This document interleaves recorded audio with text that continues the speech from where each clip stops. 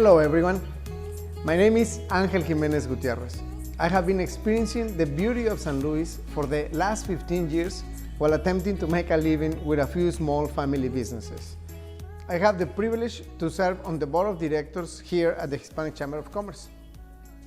Vanessa asked me to share with all of you about my experience of mindfulness in the business world.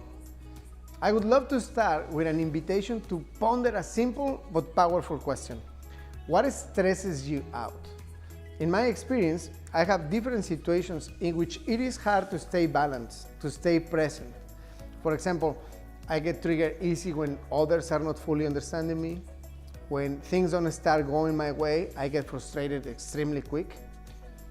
As I share some examples of my own experience, I invite you to give it a try. What stresses me out? Well, my list can be long. Now, most of us have watched all those videos with all the shoulds. We should not stress out. We should take it easy. We should not let that bother us. Only to find ourselves trapped on this confusing cycle of our human condition.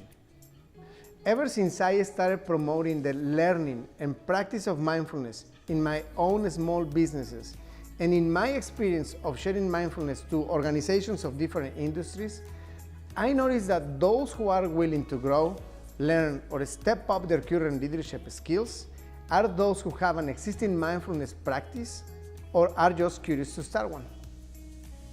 Actually, did you know that companies like Google, Apple, Ford, Facebook, Nike, General Mills have been investing in mindfulness training for their employees for years?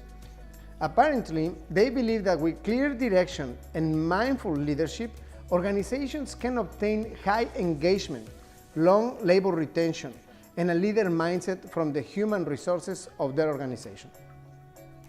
So, on this little presentation, if you're a small business owner, think about the impact of mindfulness in your shop. If big corporations already proved for us that their investment on mindfulness promoted a healthier and happier environment, creativity and innovation, yes sir. More focus and productivity, check that one as well. And an overall atmosphere of honest and direct communication that promotes the development of teams that trust. Can you imagine all that on your small business? Now, if you're watching this and you work for a big corporation, well, this is for you as well. I remember in my younger corporate days, working for a couple of financial world-class institutions, how much I could have benefited from a bit of mindfulness. Who would I be without judging others of not doing their tasks? Who would I be without the feeling of lack of appreciation? Who would I be without the need to move up faster and higher on the organization chart? Well, in my experience, I would be me, present, unfiltered, whole, complete. And guess what? Corporations know this. And they are starting to pay close attention to it. And that is why nowadays the IQ is just part of the game. It is just licensed to play.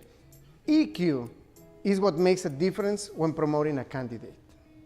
On today's world, more than ever before, and study after study, the geniuses of neuroscience and researchers of emotional intelligence are providing hard evidence when it comes to the powerful benefits of the practice of mindfulness. So, we have all these well-documented benefits, but we are just taking baby steps when it comes to its practice. I believe it is normal. Resistance appears as there are all kinds of perceptions and different understandings of the concept of mindfulness. You might be thinking that you need to take off your shoes and close your eyes to practice it. Others might think that lighting up that incense and special oils are a must during the experience, and that ain't going to fly with your co-workers. Or you might think that an orange Buddhist monk robe will not be easy to bring to work every day. And that is okay. I don't think you're being negative or funny. It is normal that people react to the word mindfulness as a profound state of mind that only a few enlightened beings have access to it. Well, the good news is that mindfulness is available to all of us. And there are so many different ways to practice it. I am sure if you start researching, you will find plenty of options. Allow me to share the two that I practice, reflection and the work of Byron Katie. Although both are practiced differently, What I love about them is the fact that they challenge my thinking and the different identities that I constantly find myself trying to defend. Both of them are very powerful meditations that allow us to meet our emotions with understanding. For example, I don't know you, but I catch myself thinking at times something like, I need more money. So in this particular case, I invite myself to learn from that part of me that needs more money. Where is this need coming from? Is it coming from fear? Is it coming from greed? Am I trying to please someone or impress a certain group? Am I caught up on a shopping addiction, or am I feeling just entitled to it? This kind of meditation pushes me to understand myself, to challenge what comes to my mind, to question what I believe to be true. And this is extremely powerful because if there is something I have learned in the past 6 years, is that every decision I take, every single one of my actions comes from believing a thought. And behind every thought, there is an emotion. I provided a few workshops last year on mindfulness, and when I ask around, what do people understand when they hear the word mindfulness? The majority of responses are taking care of others, being kind to my surroundings, help others. And this is so cool. But if we allow ourselves to understand that in order to do so, to be kind to others or help others, we first need to be clear within ourselves. Creating awareness of the emotions we are experiencing in every present moment is paramount. It seems that every action or decision we take is because we believe somehow will create happiness or comfort. See, there is a story in the background, and behind every story an emotion.